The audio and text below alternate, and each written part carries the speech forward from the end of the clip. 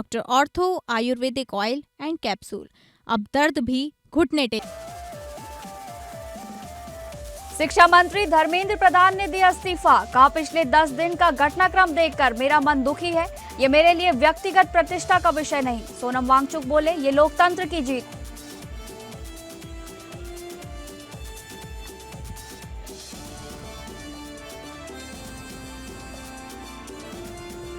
धर्मेंद्र प्रधान के इस्तीफे पर बयानबाजी। विपक्ष ने बताया छात्र आंदोलन की जीत। कांग्रेस ने कहा, लड़ाई खत्म नहीं हुई, अभी सिस्टम से है लड़ना, इसे छात्र आंदोलन की बड़ी जीत। बिहार बंद के दौरान सिवान में 10 राउंड फायरिंग, 2 एसपी घायल।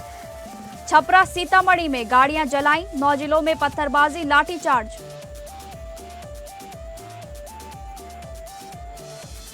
गुजरात में बारिश और बाढ़ में 31 लोगों की मौत। अहमदाबाद में बुलानी पड़ी सेना, कई इलाके जलमग्न।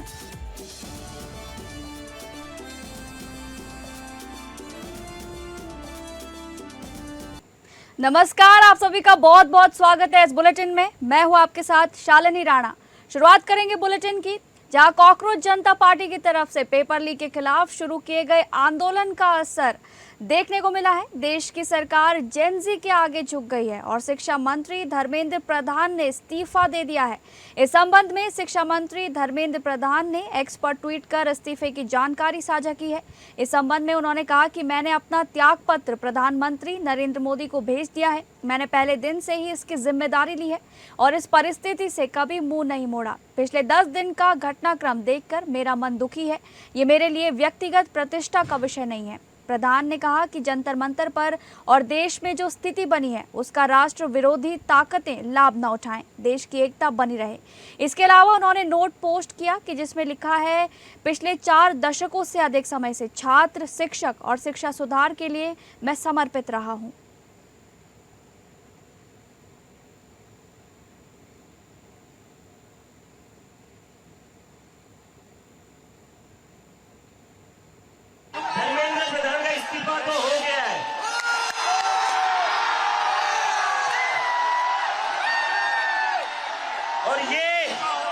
और ये इस्तीफा गवाह इस बात का, अगर आप लोग डरेंगे नहीं, अगर आप लोग इस सरकार के सामने झुकेंगे नहीं, तो अच्छे के इस्तीफे ले सकते हैं हम। तो डरना नहीं है, डरना नहीं है। डेमोक्रेसी है। अगर डेमोक्रेसी में बोलने से डर लगने लगे तो कैसी डेमोक्रेसी। हमारे देश के युवाओं को, जेन ज़ी को बहुत बधाई। बहुत खुशी की बात है, आप लोगों का संघर्ष रंग लाया। धर्मेंद्र प्रधान को अल्टीमेटली इस्तीफा देना पड़ा। ये पूरी डेमोक्रेसी की बहुत बड़ी जीत है। हमारे देश में लोगों का जनतंत्र से भरोसा ही उठ गया था। लोगों को लगने लगा था कि सरकारें सुनती नहीं है। जनता सरकारों के सामने चिल्लाती रहती थी, गिड़गिड़ाती रहती थी। हर चीज के लिए हम सरकार को हाथ जोड़ते रहते थे, पैर पकड़ते। सरकारें कभी सुनती नहीं थी। धर्मेंद्र प्रधान जी का जो इस्तीफा है, और ये एक हठधर्मिता और अहंकार का जो पूरा आवरण लेकर के मोदी जी का मंत्रिमंडल चल रहा था, आज उसको पहली शिकस्त मिली है। देखो, प्रधानमंत्री जी ने छात्रों के लिए जो संवेदनशीलता, जो उत्तरदायित्व, जवाबदेही और जिस प्रकार से वो कनेक्ट हो रहे हैं, ये इस देश में अद्भुत है, पहली बार देखा गया है। उनका एक भाव है कि हम छात्रों के लिए, जेन ज़ी के लिए, उनके हितों के लिए हम किसी भी सीमा तक जाएंगे। आज पूरे देश में आजाद समाज पार्टी के बारे में जिला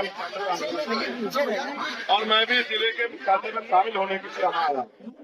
इस्तीफा नैतिकता के आधार पर पहले ही होना चाहिए था, क्योंकि 20 से 22 बच्चों ने सुसाइड किया। मैंने देखा कोरोना काल में अमेरिका एक व्यक्ति की जान गई, पूरा देश सड़कों पे था। सरकार को अपनी गलती का एहसास हुआ। हम मदर ऑफ डेमोक्रेसी है। A little bit emotional when I heard this news, because many times in these last 10 or 12 years I have thought to myself, when are our young people going to wake up? look what is being done to our country. RSS is filling the entire educational system. Every post, every vice chancellor, the ideology of our forefathers has been broken now. Force is being used against young people, against anybody who raises their voice and protest. So today I'm a very happy person because the youth of our country has spoken and nobody can ever dare to silence. इसी कड़ी में शिक्षा मंत्री धर्मेंद्र प्रधान के इस्तीफे की खबर आते ही जंतर मंतर पर जश्न शुरू हो गया। छात्रों ने छात्र एकता जिंदाबाद के नारे लगाए, राष्ट्रगान गाया गया। इस दौरान नीट पेपर लीक के बाद जान गंवाने वाले स्टूडेंट्स के लिए 2 मिनट का मौन रखा गया। कॉकरोच जनता पार्टी के फाउंडर अभिजीत दिपके ने कहा, क्या कह रहे थे, सरकार में इस्तीफे नहीं होते, झुकती है दुनिया, झुकाने वाला चाहिए। मंत्री का इस्तीफा तो हो गया है, लेकिन हमारी 2 और मांगे हैं। उन्होंने कहा कि सुबह हो गई मामू, जनता जाग गई, हम ऐसे नहीं जाएंगे। कॉकरोच एक बार घुसता है तो निकलता नहीं है। जिन बच्चों ने सुसाइड किया उनके परिवार को 1 करोड़ मुआवजा मिले। पुलिस वालों पर एक्शन होना चाहिए।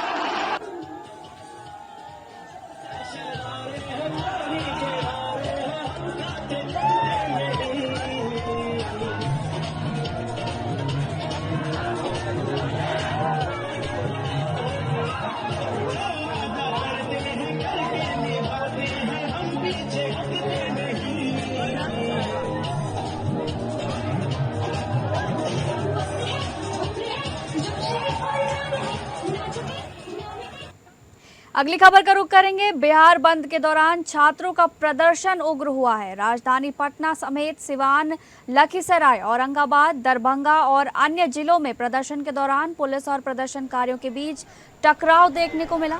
कई जगहों पर पथराव भी देखने को मिला है और तोड़फोड़ की घटनाएं भी सामने आई हैं, जिसके बाद पुलिस ने लाठीचार्ज कर भीड़ को हटाया है। सिवान में हालात बेकाबू होने पर हवाई फायरिंग का दावा भी किया गया है। हालांकि पुलिस फायरिंग से हवाई आंसू गैस के गोले छोड़े गए थे। सहरसा में बिहार बंद के दौरान छात्रों का आक्रोश सड़कों पर देखने को मिला। सुबह से ही बड़ी संख्या में छात्र शहर की सड़कों पर जुलूस निकालते रहे। सरकार के खिलाफ जमकर नारेबाजी की गई। जहां सीतामढ़ी में छात्र आंदोलन के दौरान हालात तनावपूर्ण हो गए। प्रदर्शनकारियों ने समाहरणालय की ओर बढ़ने का प्रयास किया और इस दौरान प्रदर्शनकारियों के बीच पुलिस पथराव की घटना में झड़प हो गई। एसपी समेत कई पुलिसकर्मी घायल स्थिति को नियंत्रित करते नजर आए। पुलिस ने बल प्रयोग किया और उपद्रवियों को खदेड़ा। घटना के बाद समाहरणालय और आसपास के इलाकों में भारी संख्या में पुलिस बल तैनात किया गया।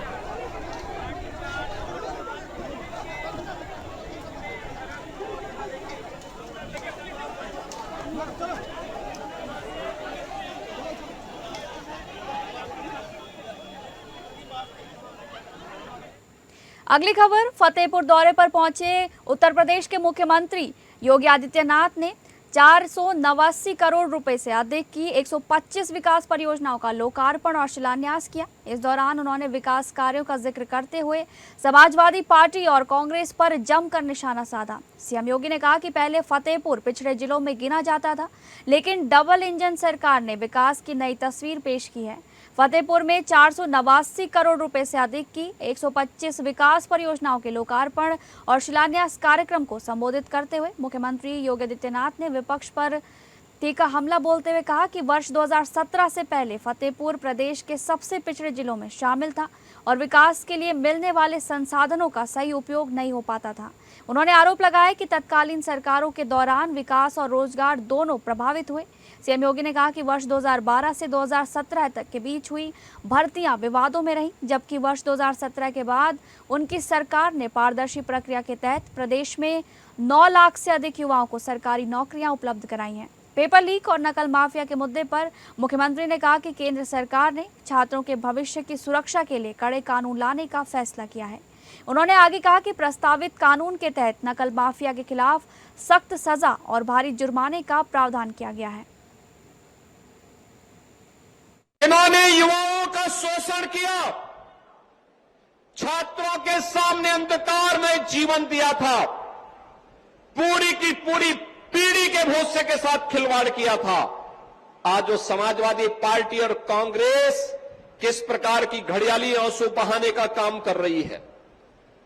हम आभारी हैं प्रधानमंत्री मोदी जी के प्रति जिन्होंने छात्रों के भविष्य को देखते हुए पिछले 3 दिनों के अंदर बड़े बड़े निर्णय लिए हैं।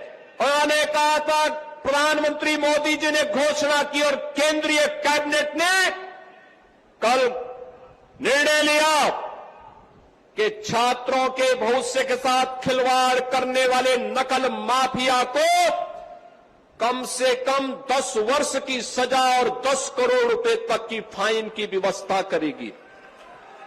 कैबिनेट ने पास कर लिया है। अब सोमवार को देश की संसद में यह बिल आने वाला है। मान करके चलिए, माफिया मिट्टी में मिलेंगे, कोई रोक नहीं सकता माफिया को मिट्टी में मिलने से। अगली खबर, लखनऊ में 69,000 शिक्षक अभ्यर्थियों ने शनिवार को लगातार दूसरे दिन प्रदर्शन किया। नौकरी की मांग को लेकर अभ्यर्थी बीएसपी प्रमुख मायावती के आवास पहुंचे और घेराव कर नारेबाजी की गई। प्रदर्शन के दौरान पुलिस और अभ्यर्थियों के बीच धक्का मुक्की भी हुई है। प्रदर्शनकारी मायावती से मिलने की मांग पर अड़े रहे। 15 मिनट तक नोकझोंक चलती रही। इसके बाद पुलिस ने सभी प्रदर्शनकारियों को हिरासत में लेकर इको गार्डन भेज दिया। प्रदेश के विभिन्न जनपदों से करीब 35 से 40 अभ्यर्थी शुक्रवार से प्रदर्शन कर रहे हैं। इनका आरोप था कि सुप्रीम कोर्ट में सरकार ने उनके साथ धोखा किया है। प्रदर्शनकारी ने बताया कि सरकार ने सर्वोच्च न्यायालय में 8,270 सीटों के लिए एफिडेविट दाखिल किए हैं, जिसमें 4,946 अभ्यर्थी ऐसे हैं जो इस भर्ती से 3 बार निकल चुके हैं, फिर भी उनका नाम शामिल किया गया है। उन्होंने कहा कि हमारी मांग है 6,800 सीटों पर पिछड़े अभ्यर्थियों को भरने की मांग है, मगर सरकार ने जो नई चाल चली है उसके हिसाब से 3,300 अभ्यर्थियों को ही नियुक्ति मिल पाएगी। सरकार ये भी स्पष्ट करे कि इनमें ओबीसी, एससी और एसटी वर्ग के लिए कितनी सीटें तय की गई हैं।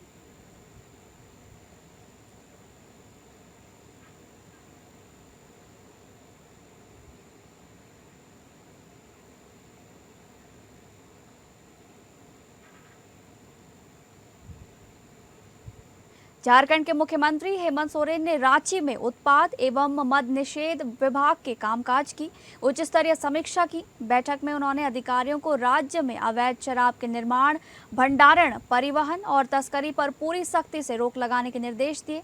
मुख्यमंत्री ने कहा कि अवैध शराब न सिर्फ सरकारी राजस्व को नुकसान पहुंचाती है, बल्कि लोगों के स्वास्थ्य के लिए भी बड़ा खतरा है। इसलिए दोषियों के खिलाफ कड़ी कार्रवाई सुनिश्चित की जाए। बैठक में विभाग के राजस्व संग्रह की भी समीक्षा हुई। मुख्यमंत्री ने विभाग में रिक्त पदों पर जल्द नियुक्तियां पूरी करने, आधुनिक तकनीक के इस्तेमाल को बढ़ाने और मदिरा परिवहन वाहनों में जीपीएस ट्रैकिंग व डिजिटल लॉक लगाने के निर्देश दिए गए। मुख्यमंत्री हेमंत सोरेन ने राज्य के लिए नई मदिरा विनिर्माण नीति तैयार करने, औद्योगिक अल्कोहल के लिए अलग नीति बनाने और स्पिरिट की खपत का विस्तृत अध्ययन कराने का भी निर्देश दिया।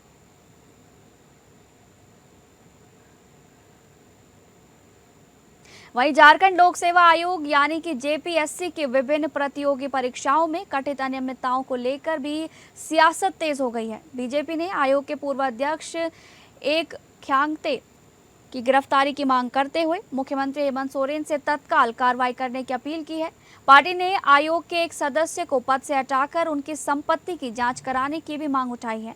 वहीं इस मामले में सीआईडी ने कार्रवाई तेज करते हुए टीडीपीएल के 3 कर्मचारियों को गिरफ्तार किया है। गिरफ्तार आरोपियों में हेमंत वर्मा, प्रदीप कुमार सिंह और संजय कुमार शामिल हैं। जांच के दौरान रांची के 2 होटलों में भी छापेमारी की गई, जहां से जांच से जुड़े अहम सुराग मिलने का दावा किया गया है। इसके अलावा पहले से गिरफ्तार 5 आरोपियों को भी 5 दिन की पुलिस रिमांड पर लेकर पूछताछ की जा रही है। उधर मामले की गंभीरता को देखते हुए विशेष जांच दल यानी एसआईटी पूरे प्रकरण की जांच कर रही है। सीआईडी का कहना है कि पूछताछ के दौरान परीक्षा में कथित गड़बड़ियों के नेटवर्क और अन्य संभावित आरोपियों की भूमिका की जांच की जा रही है। एजेंसी के मुताबिक जांच अभी जारी है और नए तथ्य सामने आने पर आगे भी कानून के अनुसार कार्रवाई की जाएगी। एपीएससी पे सरकार अभी भी जो उचित कार्रवाई है वो नहीं कर रही है। चेयरमैन की गिरफ्तारी क्यों नहीं हुई ये हमें समझ में नहीं आता। खियांगते बहुत करीबी थे, ब्लू आइट बॉय थे, जेएमएम गवर्नमेंट के चीफ सेक्रेटरी भी रहे थे जेएमएम सरकार में, और तुरंत वो चेयरमैन भी बन गए जेपीएससी के।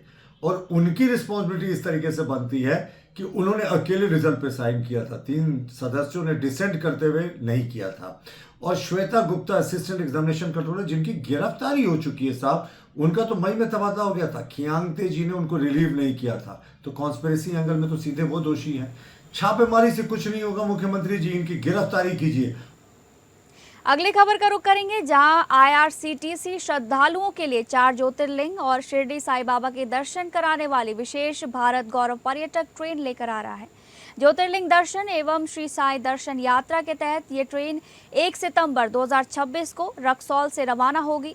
8 रात और 9 दिन की इस यात्रा में श्रद्धालुओं को प्रमुख धार्मिक स्थलों के दर्शन का अवसर मिलेगा।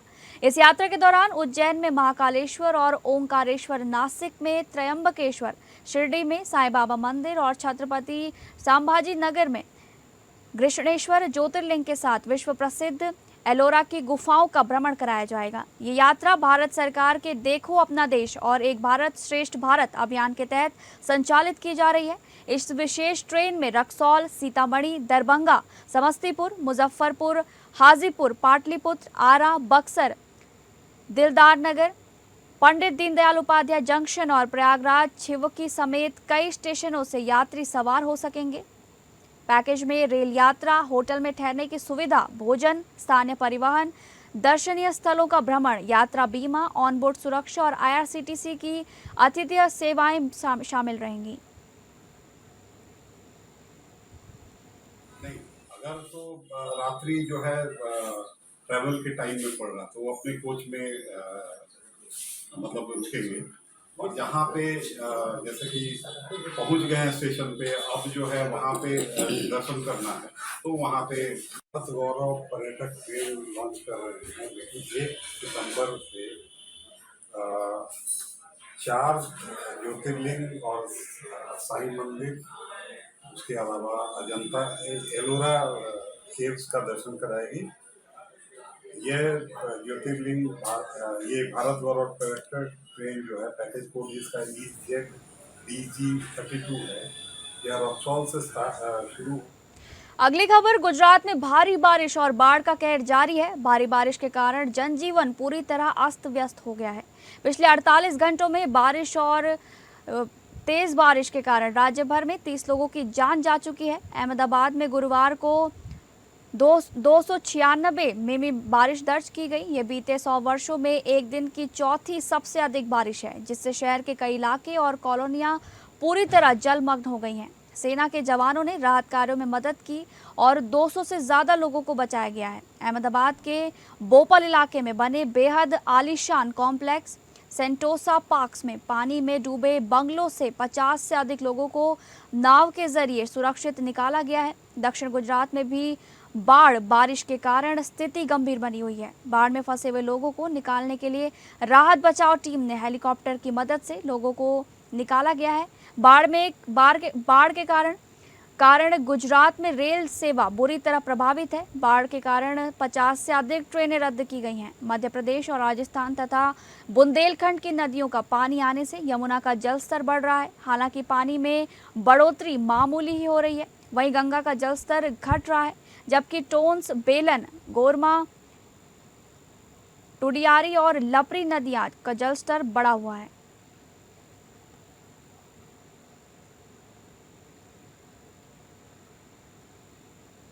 अगली खबर, अमेरिका के राष्ट्रपति डोनाल्ड ट्रंप ने कहा है कि उन्हें नहीं लगता कि चीन या रूस ईरान युद्ध में शामिल हैं। हालांकि उन्होंने धमकी दी है कि अगर दोनों देशों ने इस युद्ध में दखल दिया तो इसके गंभीर नतीजे होंगे और ये उनके लिए अच्छा नहीं होगा। ट्रंप ने सोशल मीडिया पर लिखा कि हाल ही में बीजिंग में हुई उनकी मुलाकात के दौरान चीनी राष्ट्रपति शी जिनपिंग ने उन्हें भरोसा दिया था कि वे किसी भी हाल में ईरान को हथियार नहीं देंगे। चीनी कंपनियों के लिए भी यही चीज़ लागू है। ट्रंप ने कहा, मुझे जिनपिंग पर यकीन है। उन्होंने ये भी कहा कि रूसी राष्ट्रपति व्लादिमीर पुतिन ने भी उनसे कहा था कि वे ईरान को हथियार नहीं बेचेंगे। अमेरिकी राष्ट्रपति डोनाल्ड ट्रंप ने कहा कि अमेरिका ईरान पर सबसे बड़ा हमला करने के लिए तैयार है। उन्होंने कहा, तैयारी पूरी है, अब सिर्फ फैसला लेना बाकी है। ट्रंप ने यह भी कहा है कि ईरान ने अभी तक पर्याप्त दर्द नहीं झेला है। ट्रंप के बयान के बाद ईरान ने भी तुरंत जवाब दिया है, जहां विदेश मंत्री अब्बास अराक्ची ने कहा कि अगर अमेरिका ने हमले जारी रखे तो उसे इसकी भारी कीमत चुकानी पड़ेगी। उन्होंने कहा कि युद्ध खत्म करने का रास्ता बातचीत है, नए हमले नहीं।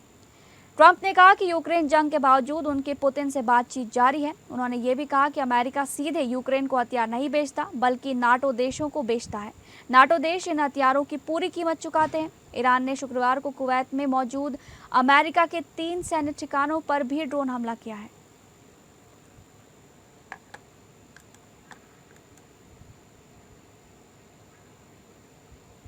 तो फिलहाल इस बुलेटिन में बस इतना ही। नमस्कार।